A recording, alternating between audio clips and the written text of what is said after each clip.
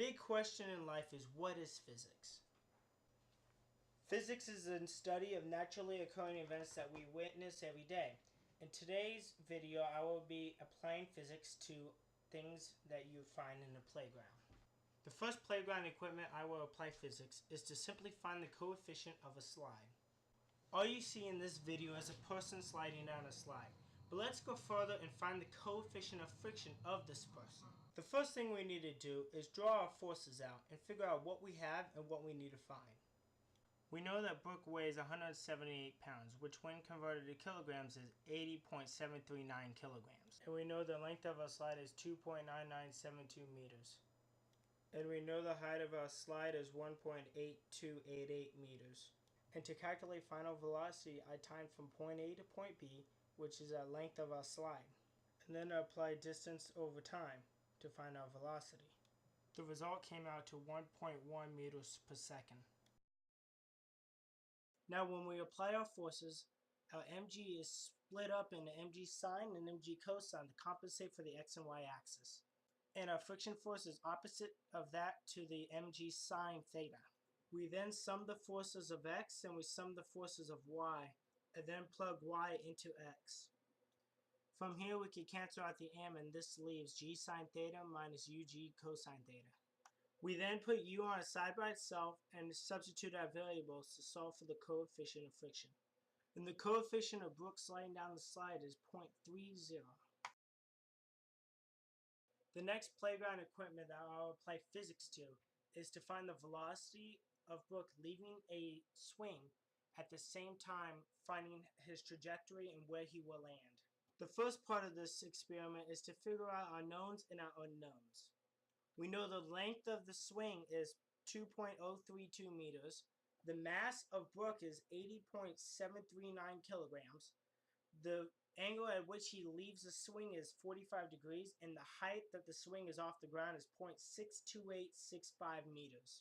Now let's go to the video of Brooke just before he jumps off the swing to calculate what his velocity is. I will slow down this video clip to freezing point, and then we will use this video to calculate our velocity. First, let's start off with the right triangle. We know our angle, and we also know the length of our chain, and we know how high our swing sits off the ground, and we know the mass of Brooke is 80.739 kilograms. To solve this problem, we are going to use the conservation of energy formula, and we're going to equal potential energy to kinetic energy. So we end up with mgh equals 1/2 mv squared. This then transforms into the square root of mgh over 0.5 m to find velocity. We then substitute our numbers in to finally find the velocity, which equals 4.57 meters per second as Brooke leaves the swing. The next step is to find Brooke's projectile motion of where he will land. We know the height of Brooke at this moment because the height formula shows that 1 minus the length of the chain sine 45 plus the length off the ground that the chain started equals 1.065. Now that Brooke is traveling at 45-degree angle at 1.065 meters off the ground at 4.57 meters per second, how far will he travel before hitting the ground? Well, first we need to figure out our knowns. A of y equals negative 9.8 meters per second. X initial equals 0. X final is what we need to figure out. Y initial equals 1.065 meters. Y final equals 0. Our velocity of x equals 4.57 cosine 45. And our velocity of our y-axis is our 4.57 sine 45. The next step is to use our kinematic equation, which is x final equals x initial plus velocity x t. And then the other formula is another kinematic equation, which is y equals y initial plus velocity y initial t minus 1/2 gt squared. The next step is to figure out our time by using the y equals y initial plus velocity of y initial t and plugging that into quadratic formula to figure out our t. Then we plug in our known variables into the equation and solve for t. and we get for t 0.329 seconds. Then we plug out t back into our xf equals x initial plus vxt, and x initial equals 0, which leaves us with 4.57 cosine 45 times our time, which is 0.329. And when we solve for this, our x final distance is 1.06 meters, or 3.47 feet. Now we're going to look at the video one more time and verify the distance that I landed, which was 3.47 feet. Now I'm going to do one spin. Yeah. Alright. 1, 2, 3, 4, 5, 6, 7, 8, 9, 10, 11. In this experiment, I will be swinging from a tire swing to find my angular velocity of my foot, which I would then use to figure out how far a ball would land if released from my foot. Using this information, I will also calculate the centripetal forces applied to my head. First, we need to figure out our knowns and our unknowns. Everything is unknown at this point, with the exception of Brooks' foot being 0.9779 meters from the center of the tire. So the first thing we need to figure out is how many revolutions per minute Brooke is swinging on the tire. The first thing we're going to do is add a reference point by which Brooks' foot will constantly pass over.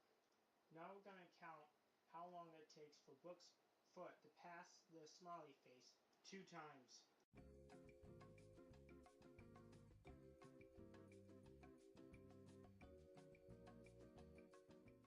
So our time comes out to 5.138 seconds for 2 revolutions. So now we need to convert 5.138 seconds to minutes by simply dividing by 60. This comes out to 0.085 minutes. We then divide 2 by 0.085 minutes and we get 23.52 revolutions per minute. From this point, we know that our revolutions per minute is 23.52. And the radius of Brooks' foot from the center is 0.9779.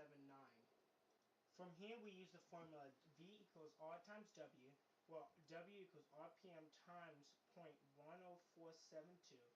The 0.10472 simply just converts it to radians. Then we substitute this and we get V equals 0.9778 times our revolutions per minute, which was 23.52. Times our 0.10472 to convert it to radians. And from this, our velocity equals 2.36 meters per second. Now that we have our initial velocity, we can figure out how long the ball would go if released from Brooks' foot. We know the tire sits off the ground at 0.62865 meters. And we know our initial velocity is 2.36 meters. The first thing we need to do is figure out what forces we have on our y-axis. We know our initial velocity is going to be 0 on the y-axis. Our acceleration will be 9.81, which is gravity. And our y-initial is going to be 0. And our y-final is going to be 0.62865, which is the height above the ground. From here we use a kinematic equation, which is y equals y-initial plus velocity initial t plus 1/2 at squared. Since our y-initial and our velocity initial is 0, those cancel out and we're left with 1/2 at squared. Then from here we set t on side by itself and plug in our numbers. And our final answer for the y-axis is t equals 0.358. Now we have to take our time and substitute it into the sum of our x forces. On our x-axis, our velocity initial is 1.36 meters per second, our acceleration is 0, and our initial distance is 0. When we use our kinematic equation, we get x equals x initial plus velocity initial, t, plus 1/2 at squared. Our x initial equals 0, our velocity initial, and our t we actually have, but our 1/2 at squared equals 0 because we have no acceleration.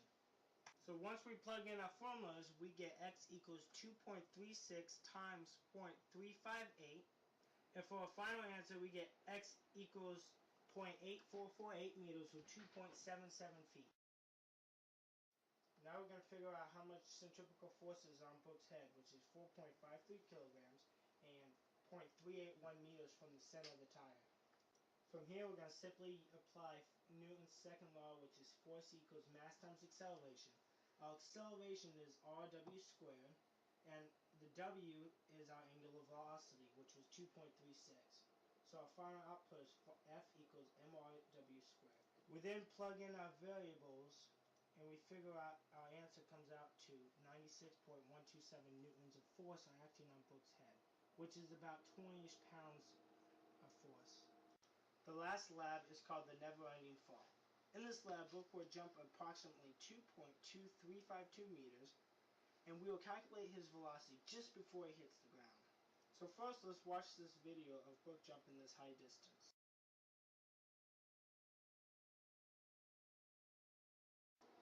In this descent, we are first going to apply our kinematic equation, which is our velocity final squared equals our velocity initial squared plus 2 times as. We then solve for our v final by square rooting our v initial squared plus our 2as. From here, we substitute our numbers and solve for v of f. And our answer comes up to 6.62 meters per second.